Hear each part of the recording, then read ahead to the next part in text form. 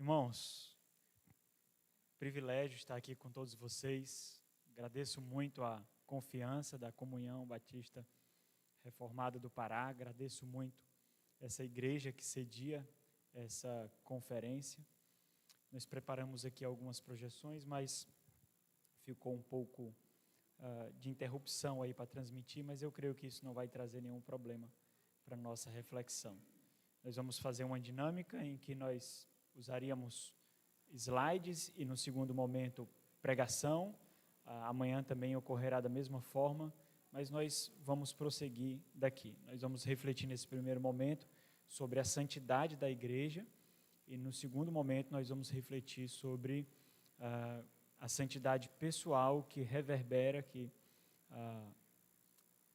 atinge a igreja uma vida em comunidade. E nós vamos fazer tudo isso da perspectiva bíblica, obviamente, mas o entendimento que os reformadores e aqueles que vieram depois dos reformadores, os puritanos, entendiam a espiritualidade, a santificação, a igreja do Senhor, os caráteres tão distintivos da igreja do Senhor. Bom, eu sou pastor da Igreja Batista Reformada em Russas, no interior do Ceará, indo para o sertão central.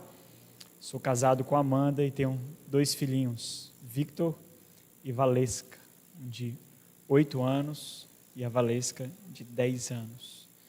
Queria fazer mais uma palavra de oração aqui, para que o Senhor nos conduza em graça nesse tempo. Vamos orar. Nosso Senhor e Deus, muito obrigado, ó Pai, por tão maravilhosa honra de pregar a palavra do Senhor. Deus. Somos completamente indignos de tão grandioso feito. Fazemos isso na completa dependência do Espírito Santo do Senhor, suplicando a Deus que por meio de vasos de barro, por meio de mendigos e deficientes, o Senhor faça a Tua vontade ser prevalecida, ó Deus. Em nome de Cristo rogamos a Ti. Amém. A santidade da igreja. Então, se vocês puderem abrir as suas Bíblias em alguns momentos, vai ser muito interessante. Efésios capítulo 5. Vamos começar com esse texto, talvez o texto magno, que fala da igreja do Senhor e de como o Senhor Jesus vê a sua noiva de uma forma completamente diferente do que nós vemos. Efésios capítulo 5, versículo 27, diz assim a palavra de Deus: igreja gloriosa, sem mácula nem ruga, nem coisa semelhante, porém santa e sem defeito. Talvez nós precisemos fazer alguns exercícios de contrição profunda para ver a igreja dessa forma. Mas é dessa forma que o dono da igreja vê, é dessa forma que o noivo da noiva vê, sem mácula, sem ruga, santa, sem defeito. Talvez quando nós olhamos ao nosso redor, nós não damos a vida pela igreja como o Senhor Jesus Cristo o fez, porque nós vemos mácula. Nós vemos rugas, nós vemos manchas, nós vemos defeitos. A grande diferença, portanto, é porque o nosso Senhor, o dono da igreja, ele olha para a igreja com um olhar escatológico, ele olha para a igreja como ela será. Ele vê o trabalho que ele realiza nela e então olha para ela dessa forma, linda, bela. Não a critica, não blasfema, não zomba, não julga. Mas o benefício da dúvida para a igreja é justamente pelo fato de olharmos como o Senhor olha a igreja, linda, bela. E aí sim nós entendemos que aquele povo para quem o Senhor deu a sua vida chegará à completude daquilo que Ele intencionou. Bela, linda. Essa era a perspectiva dos reformadores. Ao olhar para a igreja católica, apostólica, romana e não ver isso, não ver a beleza dessa igreja, não ver a magnitude dessa igreja, mas ver uma igreja completamente deteriorada, deturpada, corrompida, uma igreja que aparecia mais homens do que a Cristo, uma igreja que aparecia mais corrupções do ego do que a santidade do Senhor. Quando nós caminhamos em busca de santificação, nós fazemos isso de uma forma corrompida também, porque quando nós pensamos em santificação, e vocês vão concordar comigo, quando nós lemos livros sobre piedade, livros sobre santificação, livros sobre santidade, dificilmente nós vemos os autores aplicando isso ao contexto da igreja local. Parece que isso se restringe apenas a um aspecto pessoal, um aspecto individual, um aspecto particular, e não como comunidade local, não como uma porção que testifica de um corpo muito maior que a igreja do nosso Senhor. E aí, então, quando nós fazemos isso, nós nos julgamos superiores, melhores do que os demais que estão ao nosso redor, porque cá entre nós estudamos mais, oramos mais, nós somos mais contritos, e aqueles que fazem parte dessa comunidade na qual eu estou inserida, é completamente diferente das práticas das disciplinas espirituais. E aí nós fazemos uma dissociação entre uma realidade corporativa e uma realidade individual. E nós não percebemos que fazendo isso, nós estamos maculando a igreja, nós estamos maculando a noiva. A perspectiva dos reformadores e dos puritanos era completamente diferente do que essa. Eles entendiam de fato que a igreja deveria exibir as características que o noivo dela testifica que ela tem. E isso só seria possível se cada um de nós pudéssemos, então, cooperar para essa realidade.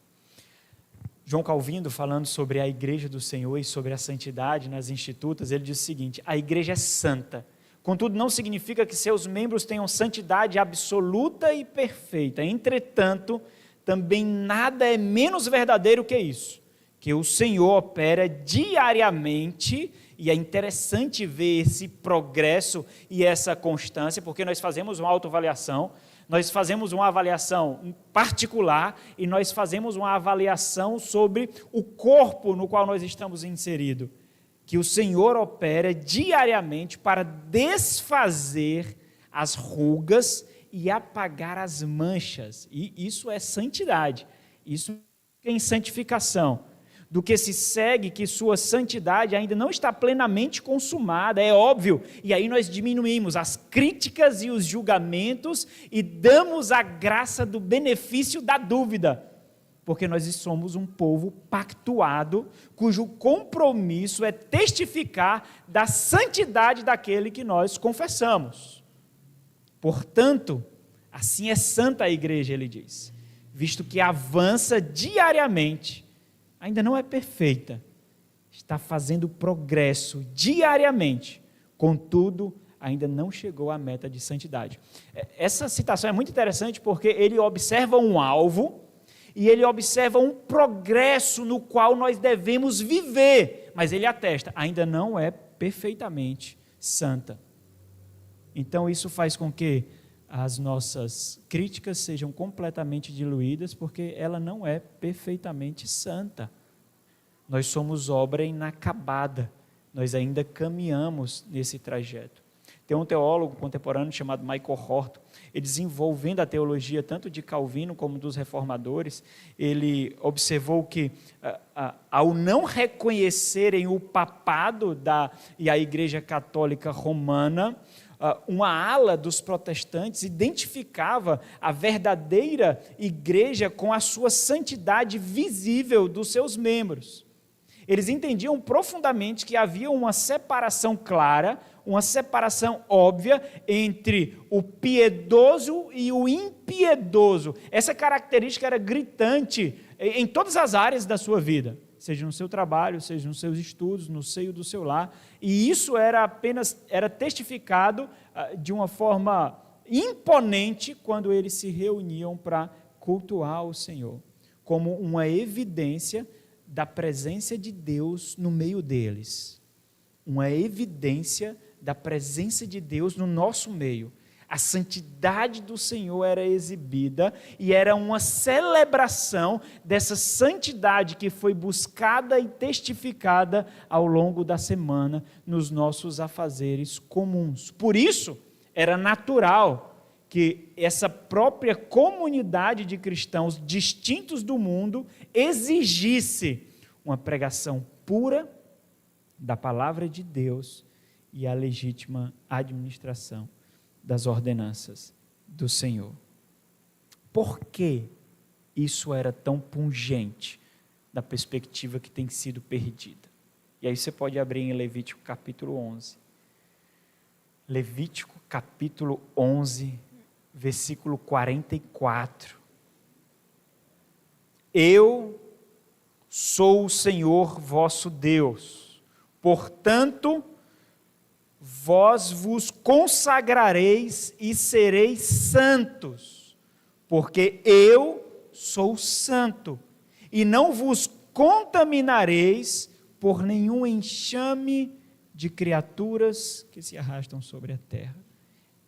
Era por causa dessa realidade. Como nós professamos um Senhor que é supremamente santo, ao mesmo ponto que nós não testificamos dessa santidade. Julgamentos, críticas, zombarias, pecados de estimação, corrupção no meio do povo, hipocrisia, falsidade, contenda, divisão, e nós não nos apercebemos no fato de que o Senhor é aquele que perscruta corações. A hipocrisia acabou adentrando na igreja e se tornou modus operandi dos cristãos. Nós nos esquecemos diante de quem nós estamos quando nos reunimos. Nós nos esquecemos a santidade daquele que professamos, que nos reunimos. E esse é justamente um motivo, irmãos. Nós professamos um Deus cuja impureza não pode se aproximar. Nós professamos um Deus cuja santidade expele corrupção, mancha e mácula. Cantamos para esse Deus, exaltamos os atributos desse Deus, ao mesmo tempo que fomentamos corrupções no nosso coração. Como se nós fôssemos prestar contas com homens. Nós não prestamos contas com homens. E quando isso acontece, era uma perspectiva gritante, os reformadores deram as suas vidas, relegaram à perseguição os seus filhos, os seus cônjuges, foram perseguidos e mortos, foram privados dos seus bens, porque eles entendiam profundamente que aquela porção de povo deveria reluzir a santidade do Deus Trino, custe o que custar. A luz deveria irromper por sob as trevas e a santidade do Senhor deveria ser testificada mesmo por meio, e isso era gritante, porque se a santidade do Senhor pudesse ser reluzente em meio de pecadores, ficaria muito claro que é o Senhor que estava ali. O Senhor. Não era um pecador falando, não era um mendigo que carece de alimento, mostrando onde tinha o banquete, e o banquete é quando a palavra de Deus era exposta fielmente, e eles entendiam que a pregação fiel da palavra de Deus correspondia a não ter somente um ministro ali, mas ter o próprio Espírito Santo de Deus como ministro, injetando a palavra de Deus nos corações. Entendiam isso profundamente. Benjamin Kitt, talvez o maior teólogo batista reformado daquele século, ele disse: a beleza e a glória de uma igreja verdadeira consiste na santidade e na pureza das vidas e condutas dos membros. Existe um dito célebre que foi pronunciado, até conta a história primeiramente por Cipriano, um dos pais da igreja no século III, ecoado por Agostinho de Hipona no século V e depois reverberado por João Calvino no século XVI. Isso daqui é algo que nós perdemos porque nós temos uma repulsa por qualquer perspectiva da Igreja Católica Apostólica Romana. Então, toda a solenidade e reverência acerca da igreja, nós reputamos como falsa e nós perdemos a solenidade que a igreja tem e a reverência que nós devemos ter pela igreja. Ele disse o seguinte: A igreja é a mãe daqueles de quem Deus é o Pai. Ele continua: não há outro meio de entrar na vida eterna se a igreja não nos tiver concebida em seu seio, dando à luz, amamentando e depois nos tiver mantido sob a sua guarda e autoridade, até que, despojados de nossa carne mortal, fomos semelhantes a anjos. Talvez essa falta de solenidade faz com que a igreja seja um celeiro de ímpios, quando deveria ser um celeiro de santos. Faz com que nós nos tornemos hipócritas profissionais, ao invés de buscarmos mortificação e contrição, e não reputação. E é importante perceber que essa mentalidade dos reformadores, como um instrumento de modelagem da sua espiritualidade, era a sua convicção acerca da igreja, porque eles entendiam realmente que a igreja era o prumo da piedade. As suas palavras não têm peso até que seja testificada com aquele que pode ser instrumento de régua para você. E esse é um princípio de 1 João. Como você pode dizer que ama a Deus a quem você não vê, se você odeia o seu irmão a quem você vê? Esse é um princípio, de que as nossas palavras informes não têm peso, sem substância não têm peso, se não forem referendadas por nossa vida, com boas obras, com obras que testifiquem da graça transformadora, perdoadora e redentora.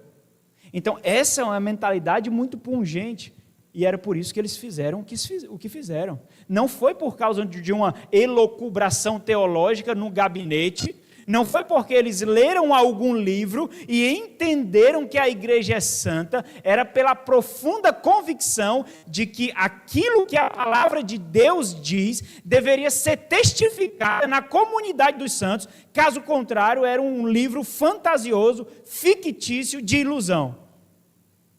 Quantas vezes vocês já leram porções das Sagradas Escrituras e refletiram consigo mesmo? Isso daqui é utópico. Isso daqui eu acho que é utópico. Aqui não existe, não. Isso daqui ele está falando de um tempo muito diferente do nosso.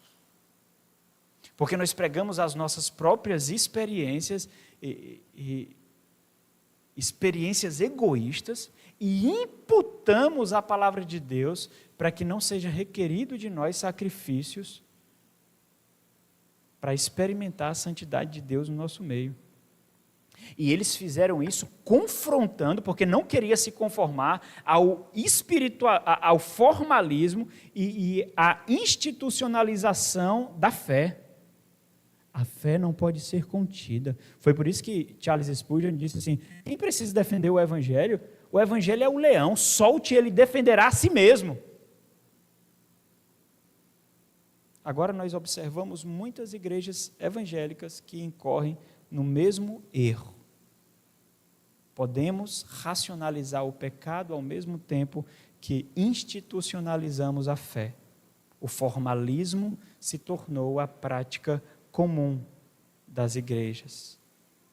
E quanto mais conhecimento teológico nós temos, mais capacidade nós temos de confundir inteligência com sabedoria, conhecimento com piedade. Mas nós aprendemos a fazer isso com maestria. E quando alguém nos coloca na parede, por causa da impureza na seara do Senhor, nós simplesmente argumentamos teologicamente, como se ganhando uma disputa teológica com o nosso irmão, nós convencêssemos a Deus que a nossa sujeira não é suja, que o nosso pecado não fere a sua santidade, porque nós nos esquecemos no meio de quem nós estamos. E isso quer dizer que a conclusão natural, presente nas maiores confissões reformadas, é que na igreja do Senhor, o Senhor da igreja se revela de forma especial em sua santidade. Aqui não é um memorial apenas. Na comunhão dos santos, o Espírito Santo de Deus se revela de forma diferente. Atua de forma diferente do seu culto, do que do seu culto doméstico, do que as suas devoções particulares. Diferente. Samuel Waldron, que escreveu aquele comentário da Confissão Batista de 1689, ele diz o seguinte: ainda existe um lugar no qual Deus é especialmente presente. De acordo com o Novo Testamento, a igreja é o novo templo e suas assembleias, o lugar da presença especial de Deus. E aí é muito emblemático quando Paulo escreve a Timóteo.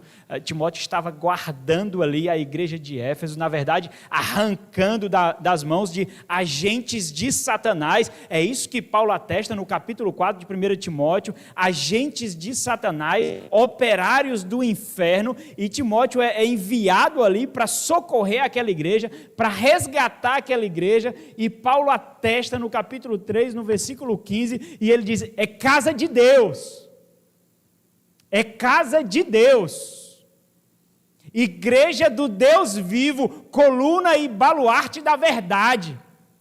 Você dá a sua vida quando você entende isso, não dá não?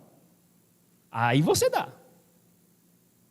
Mas com formalismos, racionalizações e instituições, ninguém dá a vida. Quem dá a vida por isso? É por isso que podemos trocar com muita facilidade de igreja. O pacto perde o peso. O pacto perde o poder. Fazemos com muita facilidade isso. Mas para muitos hoje, irmãos, essa é uma percepção religiosa demais. Nós estamos num tempo onde qualquer tipo de cobrança é extremismo, radicalismo, fundamentalismo. Então, essa percepção é rigorosa demais. Nós vivemos em outra época, em outro tempo, sobre outros ditames, e quando nós testificamos assim, com tanta intrepidez, tentando entender de fato e vivenciar de fato aquilo que as Sagradas Escrituras atestam, nós ficamos sob a acusação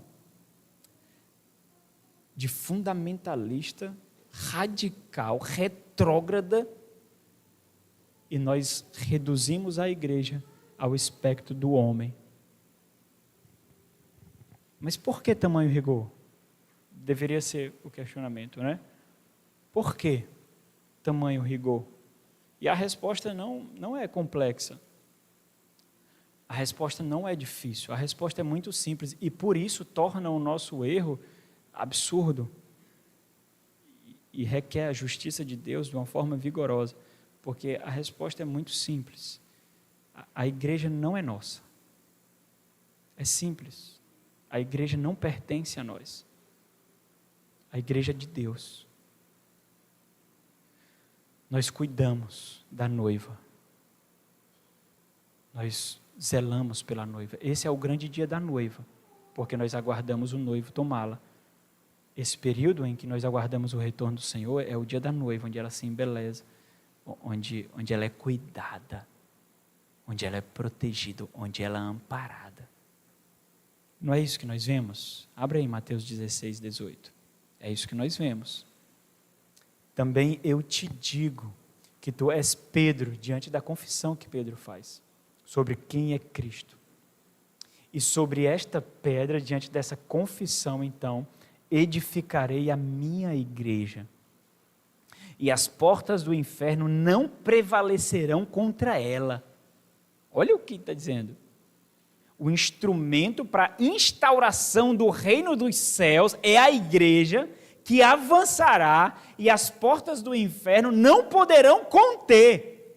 E isso mina completamente as nossas tentativas de nos sobrepor à igreja.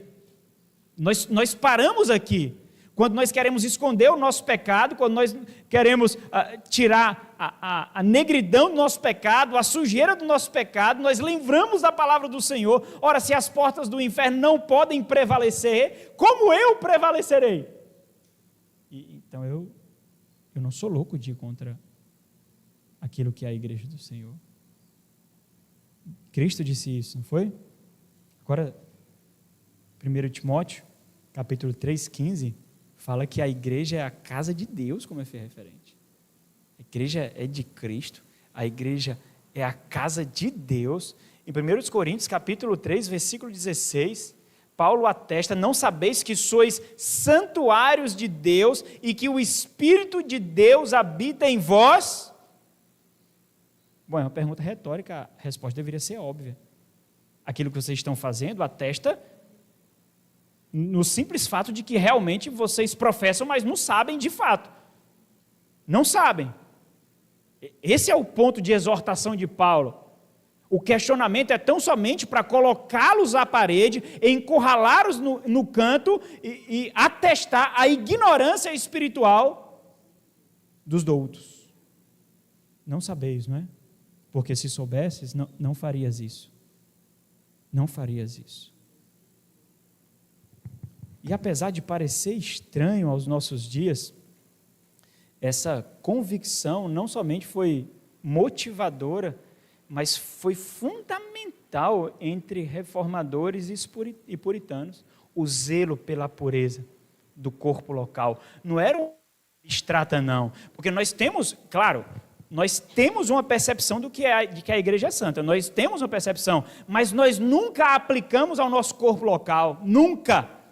Nós sempre pensamos em outra igreja, uma realidade abstrata, uma realidade fictícia, e nós nunca podemos aplicar a nossa igreja. Nós podemos aplicar uma igreja que nós não conhecemos, nós podemos aplicar uma igreja cujos pastores nós seguimos nas redes sociais, e parece santa, parece sem mácula, e nós aplicamos. Mas a nossa igreja, onde eu conheço as deficiências do meu irmão, onde eu conheço as falhas do meu irmão, essa eu não consigo aplicar, não. Mas era assim que eles aplicavam mesmo.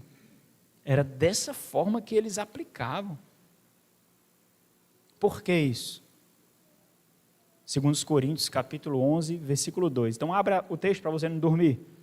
2 Coríntios, capítulo 11, versículo 2. Por quê? Olha o porquê isso. Paulo atesta: porque zelo por vós com zelo de Deus. Como é que você zela por seu irmão? Como é que você zela por seu irmão? A luta de Paulo com a igreja que lhe deu absurda dor de cabeça era por causa desse motivo aqui. Porque zelo por vós com zelo de Deus, visto que vos tenho preparado para vos apresentar como virgem, porque ainda não é não. Foi tomado como uma prostituta e tem sido cuidada para ser apresentado como virgem. Essa é a realidade da igreja. Ainda não é virgem. Ainda não é, mas será apresentada como virgem. E esse trabalho é um trabalho de cooperação mútua entre santos, olhando para aquela realidade do texto de Efésios que nós lemos, como Cristo vê, e diante dessa realidade, ninguém pode conter a doação da nossa vida para que o meu irmão chegue a essa postura, chegue a essa realidade, e assim a nossa igreja possa testificar de fato da santidade de Deus, da comunhão dos santos, da harmonia na fé, na esperança em Cristo Jesus. Para vos apresentar como virgem pura, a um só esposo, que é Cristo. Então isso descreve o caráter da igreja. Qual é o caráter da igreja? Aquilo que a faz distinta, aquilo que descreve a sua essência, que sintetiza o que ela é. E aí o puritano Richard Baxter, ele sintetizou isso. Ele diz: a igreja é uma santa sociedade cristã, para santa comunhão ordinária, comum, e ajuda mútua no culto público a Deus e no santo viver. A santidade nos define, não a nossa eloquência, não o nosso nível de conhecimento, não as nossas vestimentas, não as nossas formações e a nossa posição social. A santidade nos distingue, a santidade nos define. Outro teólogo disse que a primeira coisa que temos que compreender quando atentamos para a afirmação de que a igreja é santa, é que a igreja tem uma vocação santa, um chamado especial santo. ela foi chamada para se distinguir desse mundo. Bom, nós poderíamos fazer inúmeras aplicações aqui. Desde sonhos e ansiedades, inquietações que nós temos, que ímpios têm. Desde prazeres que ímpios têm, que nós temos. Desde realizações que nós temos no coração, que ímpios têm também. Nós poderíamos fazer todas essas aplicações, apesar de serem muito óbvias. Quando nós só nos distinguimos porque ao invés de assistir um jogo no final do dia de domingo, nós vamos à igreja. Mas talvez não muito mais do que isso. Quando as nossas vestimentas parecem piedosas, por mais que a nossa alma seja uma meretriz, talvez não mais do que isso. A santidade da igreja é o aspecto mais amplo, irmãos, que pode ser usado para descrever os atributos que o Senhor deu à igreja. O Senhor outorgou atributos à igreja para que fossem estabelecida, resguardado, protegida a santidade da igreja, na sua missão do plano de redenção. E esse caráter santo, ele é composto por atributos que viabilizam e que sustentam a sua santidade. Os atributos mais notórios que nós vemos são o poder, que descreve a autoridade da igreja, a pureza e a unidade. São atributos ou instrumentos dados pelo Senhor para que o abstrato se torne real, se torne tangível, se torne visível entre os santos, na comunidade local. O poder da igreja, por exemplo, é o próprio Senhor da igreja que outorga poder, quando ele disse que edificaria a sua igreja e as portas do inferno não prevaleceriam sobre ela. O poder e a autoridade da igreja estão sujeitos ao estabelecimento e preservação da santidade da igreja como casa de Deus. Isso quer dizer que se utilizar perversamente desses atributos significa obstruir o propósito intencionado por Deus para a igreja. Dessa forma, o poder e a autoridade é um exercício de mordomia. Nós responderemos a outro pelo poder que nos foi confiado, como bons dispenseiros do Senhor. E não por acaso, um instrumento eclesiástico que faz esse poder ser tão visível e destaca a igreja como distintiva e referendando que é uma igreja verdadeira, que inclusive foi ressaltado pelos reformadores, é justamente a disciplina eclesiástica. É o instrumento por meio do qual o poder é exercido para que a pureza seja estabelecida, mantida e a unidade lembrada. E essa marca era fortemente observada no século XVI. R.C. Sproul, que é um teólogo que não está mais conosco, ele diz que vale a pena considerar que talvez a ênfase na disciplina naquele tempo, no século XVI, era tão grande porque os líderes da igreja do século XVI realmente acreditavam no inferno. Eles acreditavam que não havia destino pior que pudesse recair sobre um ser humano do que ser lançado no inferno.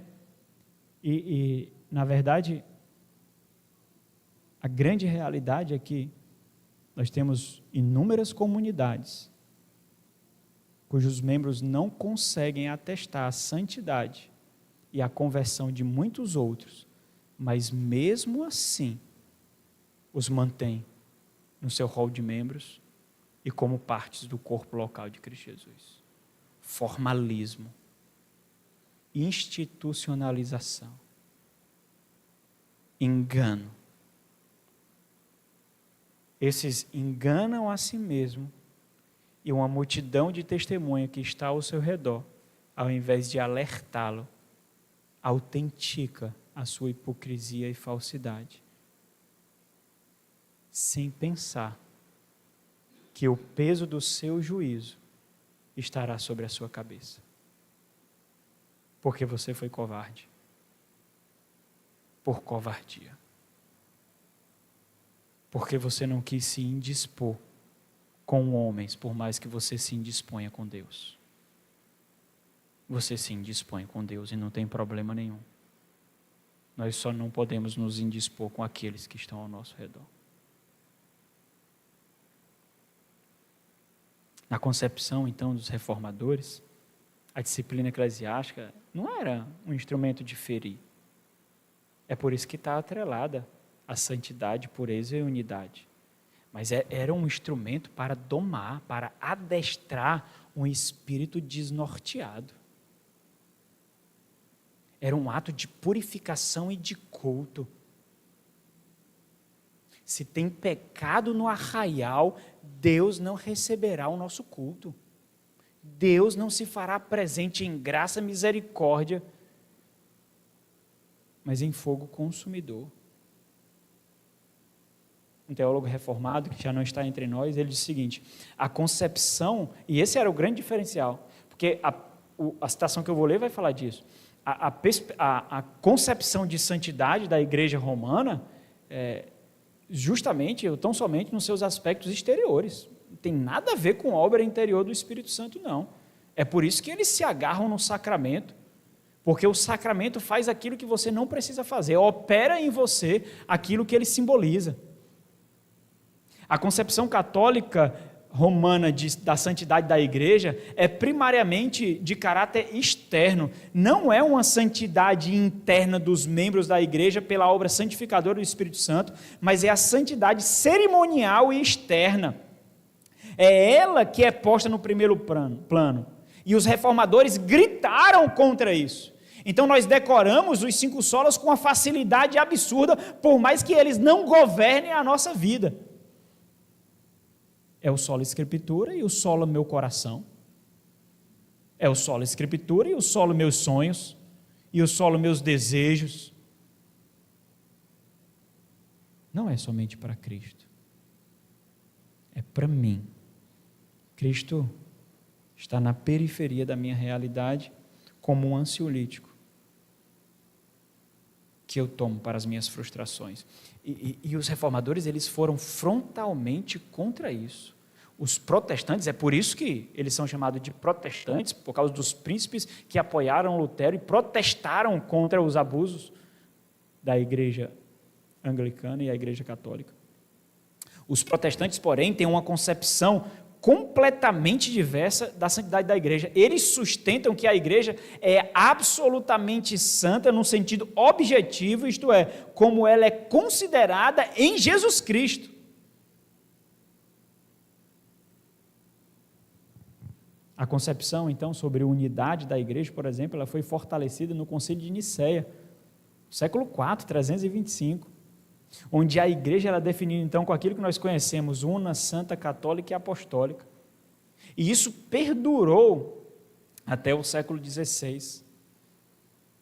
E quando os reformadores, então, e aí o termo já é interessante, nós falamos da reforma, não falamos da divisão, nós não falamos do divórcio, porque olhando a igreja como ela estava, a intenção era de reformar aquela igreja mesmo, porque havia perdido completamente o propósito, havia adentrado no período das trevas, no período escuro da história, onde o evangelho ficou completamente escondido do povo. E por isso, o povo navegava em impiedade.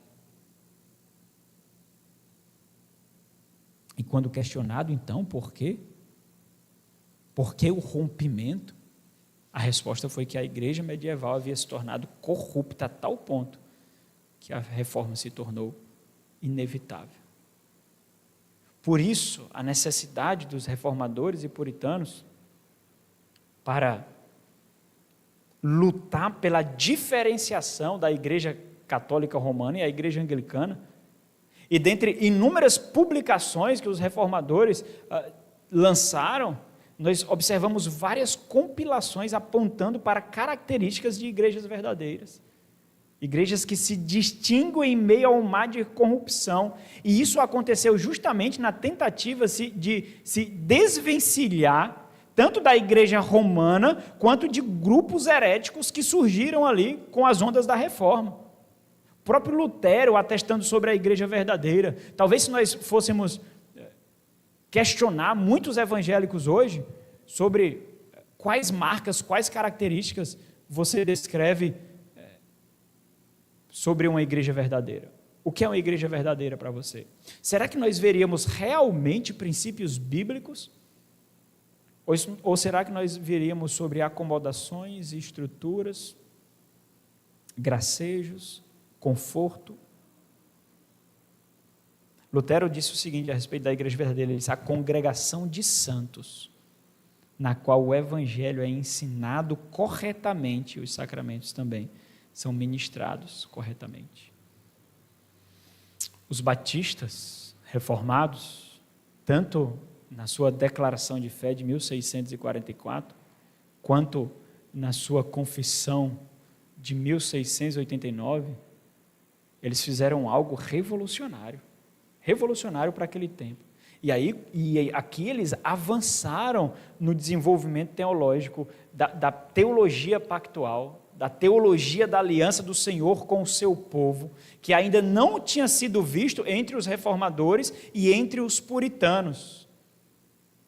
Esse desenvolvimento teológico deles foi tão profundo que os levou, por questão de consciência, a romper com suas igrejas de origem, para aplicar corretamente aquilo que eles entendiam que a igreja falava sobre a necessidade de ter uma igreja regenerada.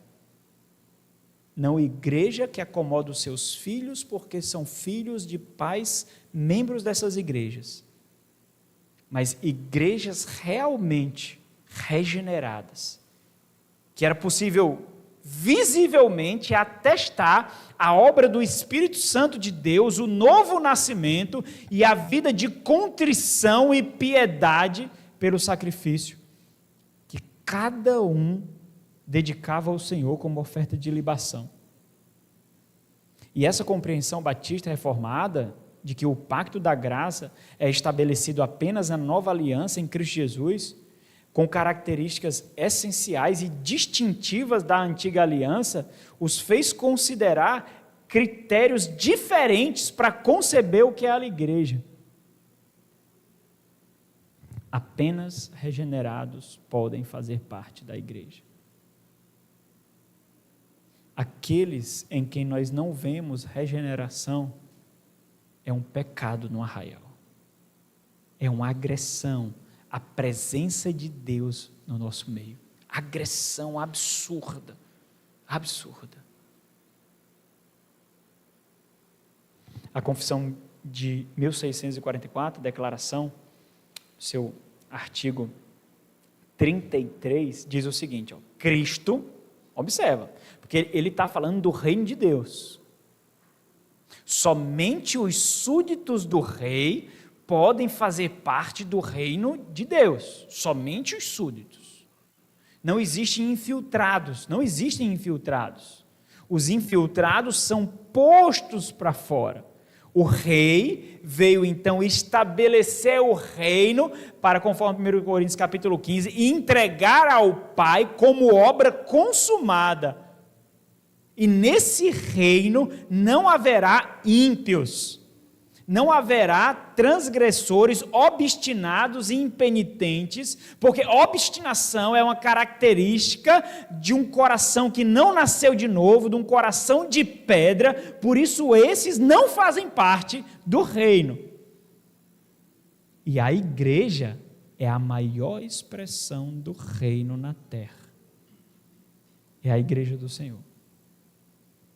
Os batistas reformados entendiam isso profundamente.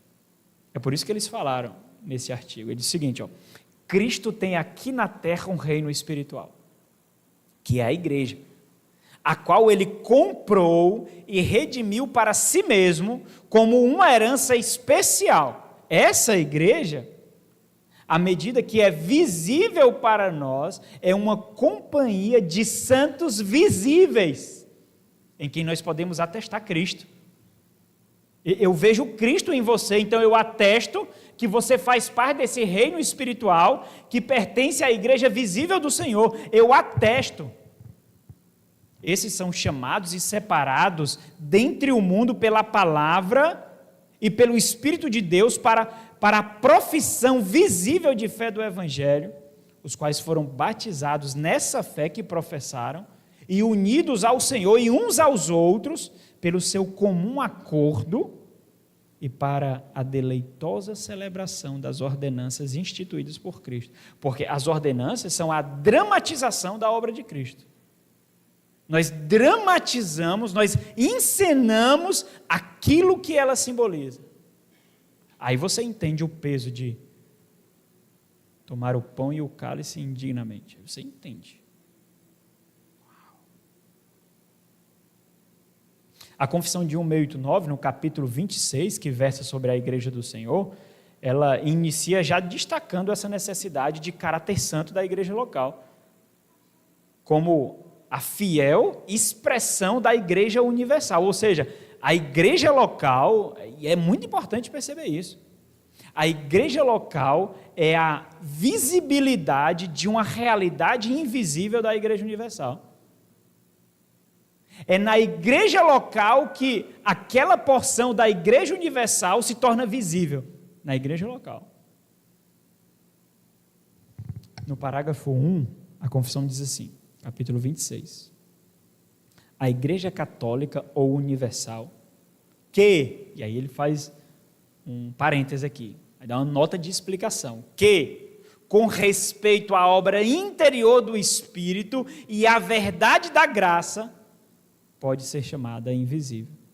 Consiste de todo o número dos eleitos que foram, são ou serão reunidos em um só corpo sob Cristo, o cabeça dela. Ela é a esposa, o corpo, a plenitude daquele que cumpre tudo em todos. E no artigo 2 diz, todas as pessoas em todo o mundo que professam a fé do Evangelho e obediência a Deus por meio de Cristo, de acordo com isso, e que não arruinaram a sua profissão, a sua própria profissão, por quaisquer erros de subversão do fundamento ou impureza de conversão, esses são e podem ser chamados santos visíveis. E dos tais, todas as congregações particulares devem ser constituídas. Então, aplicando essa teologia da percepção batista, a igreja local, como expressão do reino de Deus, ela deve ser fiel, confidente da santidade de Deus. E isso as nossas igrejas têm falhado muito, irmãos. Nós olhamos para testemunho de igrejas ao redor do nosso país, nós olhamos o mau testemunho, nós olhamos a corrupção. E se nós olharmos a nossa própria confissão interior, a nossa própria percepção do que é a igreja, nós perceberemos, de forma muito sóbria, que a nossa concepção sequer chega a esse nível.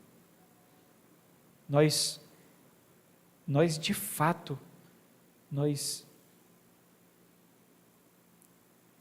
trancafiamos o conceito de Cristo sobre a sua noiva. Nós trancafiamos. A religiosidade tem nos conduzido às reuniões, às respostas sociais que nós precisamos dar. Eu tenho que ir porque senão vão dizer que eu não fui ao culto. Eu tenho que ir porque senão vão dizer que eu não participei da reunião. Essas respostas sociais que nós precisamos de dar, elas corrompem completamente nosso próprio exercício de santificação pela igreja do Senhor. Deus, irmãos, claramente distingue um povo para si. Essa era a percepção do próprio Cristo em seu tempo, que deixou para nós esse legado nas Sagradas Escrituras, essa percepção dos reformadores, dos puritanos, de que esse povo deve possuir características distintivas, assim como Deus. É por isso que Deus diz, santos sereis, porque eu, o Senhor, vosso Deus, sou santo. Mark Dever, em um de seus livros, ele diz que a santidade deles deveria refletir a santidade de Deus. A percepção, então, da necessidade de uma igreja regenerada concede maior beleza à própria igreja. E aí, uma coisa que é característica entre os santos, que eu fiz referência aqui, é justamente o benefício da dúvida, que é um antídoto para o julgamento. Como é que nós mortificamos o julgamento entre os santos? Concedendo o benefício da dúvida. Eu acho que ele não quis fazer isso dessa forma. Mas isso só é possível quando nós temos plena convicção de que fazemos parte de uma comunidade regenerada. Nós temos a perfeita concepção disso.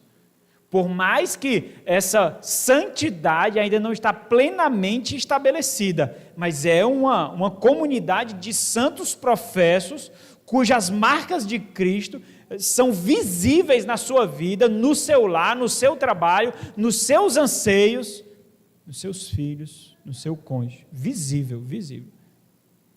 Aí sim, aí nós podemos usar desses instrumentos. Quando Satanás nos impulsionar, gracejando nos nossos ouvidos, para que nós corrompamos o testemunho do irmão, a dignidade do irmão, porque de alguma forma nos incita que o nosso ego foi ferido, que nós fomos machucados. Então, quando isso acontece, nós retornamos para ele com um brado de que nós concedemos o benefício da dúvida ao nosso irmão, porque é pactuado conosco e vemos as marcas de Cristo nele. Mas isso é possível se nós tivermos plena convicção. E entenda isso, não é perfeição plenamente estabelecida, mas a plena convicção de que nós realmente fazemos parte de igrejas regeneradas, cuja santidade da igreja é preservada, mesmo diante de confrontos, desconfortos, perseguições e noites em claro, mesmo custando o nosso suor, nosso sangue e as nossas lágrimas, mas Cristo não será blasfemado nesse arraial, não será blasfemado.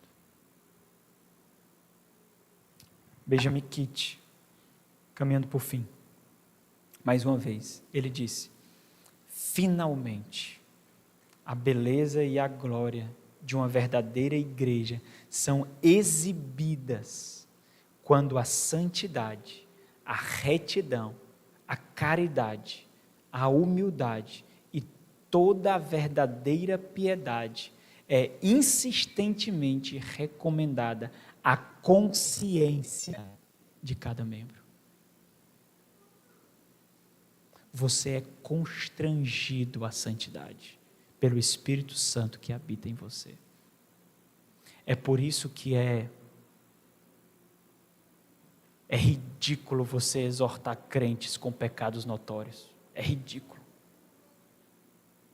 Você tem que exortar crentes com pecados óbvios, notórios. Isso é ridículo. Quando fazemos isso, nós estamos atestando que a nossa igreja não é formada por crentes. Porque pecados óbvios estão sendo nutridos no arraial dos santos. Óbvios. Pecados cujo o novo coração já deveria expelir de cara.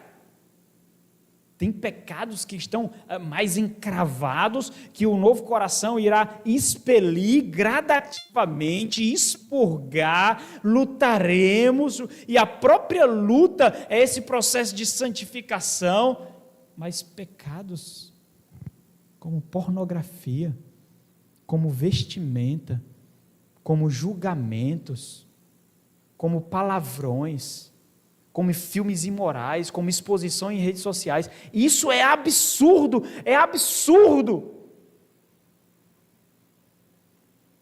E aí nós levantamos a mão para uma possível liberdade de expressão, uma liberdade do ser humano.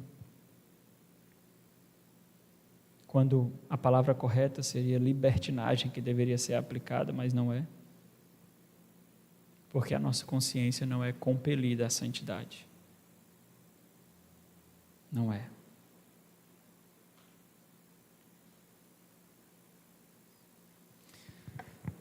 Deixa eu fechar aqui com algumas aplicações. como você aplica essa realidade de santidade intencionada por Deus à sua vida comum, como parte da igreja? O que você é para compor a igreja? Você é uma ruga ou você é um objeto de embelezamento? O que você é para compor a igreja? Você é um traço da mácula, da mancha, da imperfeição? Eu não conheço o nome das coisas que pintam as mulheres. Ou você é um negócio que pinta a mulher e fica bonito? Sei lá, blush, as mulheres usam blush, hein? Pronto, blush. O que você é? Sério, é o Espírito Santo que está vendo agora. São os olhos do Senhor que está olhando o seu coração e a sua consciência na tentativa de camuflar. É o Senhor que está vendo agora. É o Senhor que vê agora, nesse instante, a sua mente e o seu coração na tentativa de camuflar pecados e hipocrisia. Agora, nesse instante, racionalizando a impiedade. É Ele, agora. E aí talvez você possa fazer uma confissão a esse que agora veio. Observe a sua igreja. E você como parte dela, que tipo de testemunho você dá a respeito de Deus? Porque você deve testemunhar a santidade de Deus. Que tipo de testemunho as suas amizades dão para a igreja a respeito de Deus? As suas redes sociais testemunham de quê? De quê? A sua playlist de música e de filmes, de séries, testifica de quê? As suas roupas testificam de quê? As suas ambições, os seus sonhos, os seus projetos testificam de quê? A respeito de Deus. Porque pode testificar a respeito do seu juízo. Quando a ira dele foi derramada sobre ímpios, perversos, ou sobre sua santidade.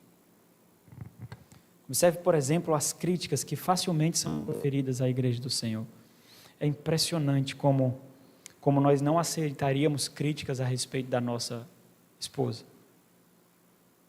Ninguém é louco de fazer uma crítica a respeito da minha esposa. Ninguém é louco. Mas nós fazemos isso a respeito da noiva de Cristo com uma facilidade tão absurda, com simples desejo de nos parecermos mais puros. Você observou que é isso? Não é porque você ama a igreja, não. É porque você quer se parecer mais limpo do que a sujeira que seus olhos veem. E o que é gritante, porque o próprio Senhor falou disso, não falou no Sermão do Monte? Olha mais um pouquinho, tu vai ver uma trave no teu olho. Se tu olhar mais um pouquinho, tu vai ver isso.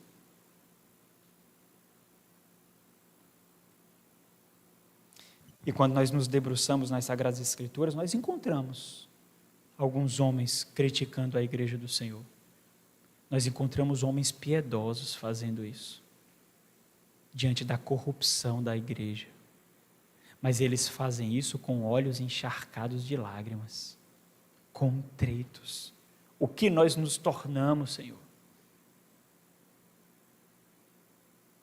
O que nós nos tornamos, ó Deus? Abandonará o Senhor a sua noiva, abandonará o Senhor o teu povo e pleiteia. E se você perceber, é isso que os salmistas faziam, pleiteavam diante das promessas de Deus. E os puritanos pegavam isso de uma forma contundente. Eles, tu dissestes, ó Deus, fazes, ó Deus, como tu dissestes, ó Deus. É assim que eles criticam, não sorrindo, não parecendo superiores à semelhança do que nós vemos Jeremias, encharcado de lágrimas nos seus olhos. A nossa realidade, infelizmente, é outra. Nós criticamos com prazer carnal, com a intenção de nos parecermos piedosos. Agora, o quanto nós prezamos pela santidade de Deus. Hoje eu estava lendo um livro chamado Culto Verdadeiro, Jeremiah Burroughs, puritano do século XVII. E aí eu achei interessante um versículo que ele toma para falar da santidade de Deus e da nossa consciência cativa a essa santidade. Abra aí, por favor, o último texto, Levítico 10. Levítico 10, versículo 3. Ele está descrevendo as consequências ou o desenvolvimento daquela ocasião que os filhos de Arão são consumidos pelo fogo da santidade do Senhor. E Nadab e Abiú são mortos ali. E Moisés usa algumas palavras para consolar Arão. Olha o que ele diz. E falou Moisés a Arão: isto é o que o Senhor disse: mostrarei a minha santidade naqueles que se cheguem a mim e serei glorificado diante do povo. Olha o que foi que o Senhor mostrou ali. O que foi que Arão fez? Porém, Arão se calou. Arão perdeu 2 filhos. E Moisés o consola, afirmando que ali foi a exposição da santidade de Deus. E ele calou-se. Calou-se. Por quê? Porque a santidade de Deus tem que ser exibida no meio do seu povo, custando sangue e vidas. Que o Senhor nos conceda graça para